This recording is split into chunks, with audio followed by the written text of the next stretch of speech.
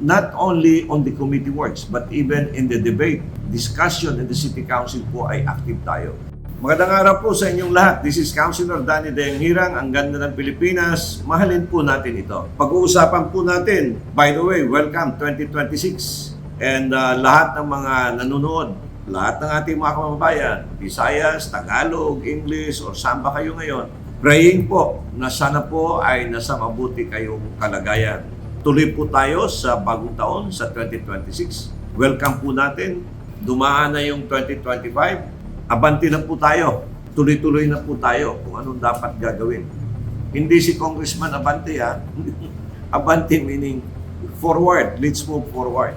Now, in the city of Davao, tayo po ay nahalal bilang councilor at I'm glad. Nagpapasalamat po ako, number one, sa lahat ng mga taga-district 2 ng Davao City at nanalo po tayo. And nung pagkapanalo po natin, councilor, binigyan po tayo ng malaking trabaho or committee sa council.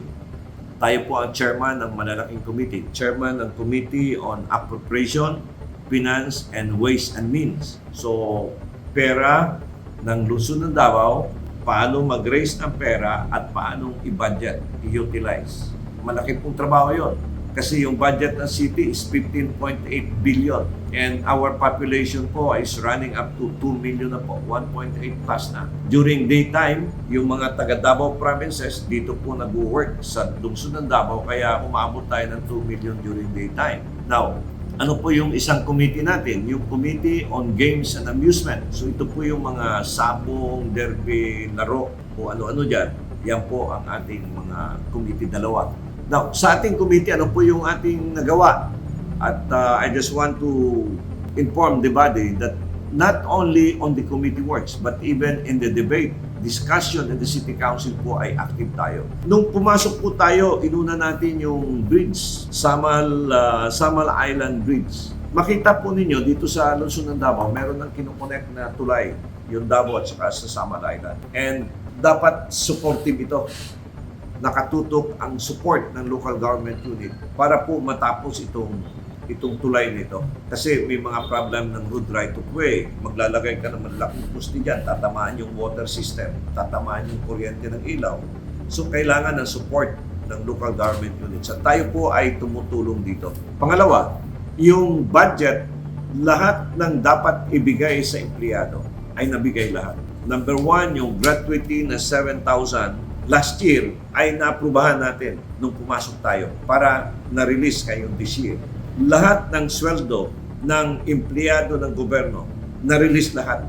13-month pay, 7,000 gratuity, Christmas bonuses, regular budget. Inaprubahan po natin and very fast po ang pag-approve. Kaya nung after na-approve itong budget, medyo sa Bisaya pag ikapuy ko ba? Kasi paspasan yun eh. Friday afternoon, nagkandak ako ng committee hearing. Saturday, Sunday, nag-overtime ako, gumawa ako ng committee report. Pagka Monday, second reading. Pagka Tuesday, third reading. Tama-tama, December 23. Then, pinarelease ko yung certificate that the budget has been approved, supplemental budget number 3. Immediately, paghapon, nirelease sa mga empleyado. So, masaya lahat yung mga employees ng City of Davao. And pasalamat ako sa guidance ni Mayor Basti Duterte at saka sa Local Finance Committee.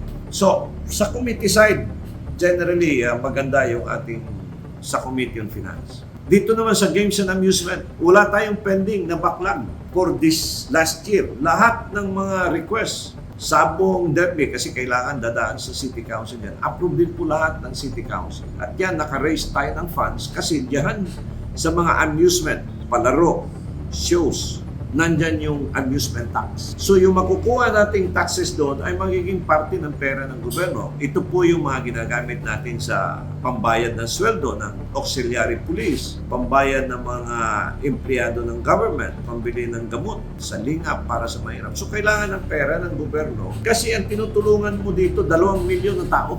Kailangan mo pambayad sa mga traffic, yung nagbabantay dyan, init at ulan. So, where are you going to get the funds? Trabaho po natin yon at saka ng ating mayor. Kaya nagtutulungan kami ni Mayor Basti Duterte. So, yun po, yung isa na nagawa natin. Then, yung sa debate sa council, ang dami, hindi naman tayo nakaupo lang lumalaban tayo dyan. Hindi tayo membro ng PPP, Pungko Paminaw Pauli. We are there to fight and articulate what is good for the people of Davao. Now, I filed an ordinance also, and I hope ayusin ang committee kasi dyan we operate by committees, making Marilog and Paquibato District as tourist destination area para ma-splinter na yung development sa countryside. The other one, napansin ko, yung mga motorcycle, yung mga nagdadala ng mga pagkain, riders. Ang nangyayari dito, nagpasa ko ng ordinance na ipipinalize, bibigyan ng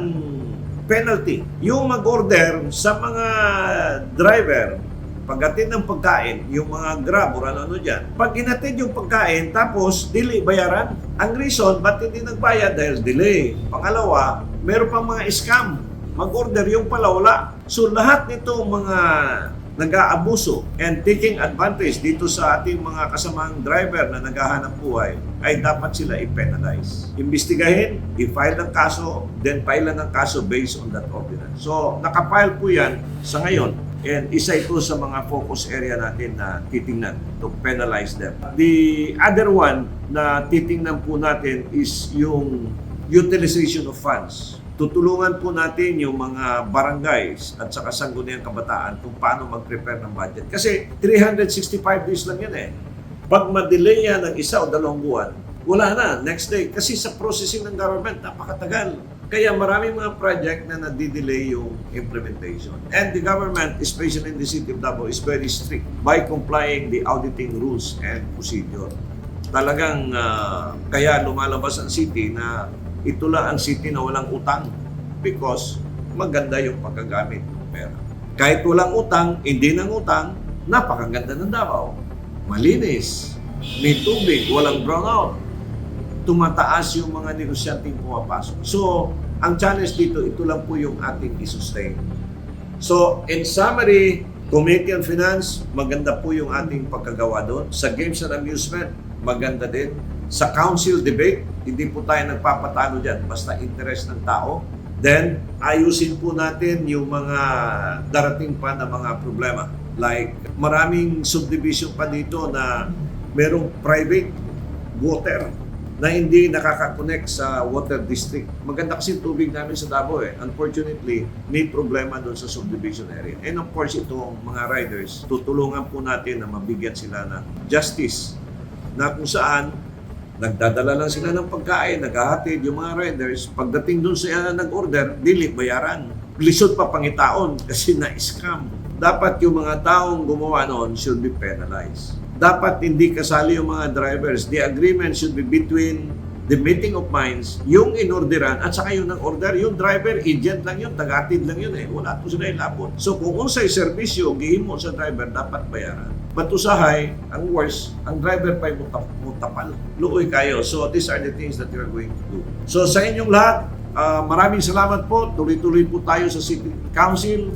God bless Philippines. This is Councilor Dayang Hirang. Magandang araw po sa inyong lahat. A political analyst, Danny Dayang Hirang, shares his commentaries and analysis on the latest issues. As a veteran public servant, offering his insights and critical thinking. As an educator, he speaks the truth that matters.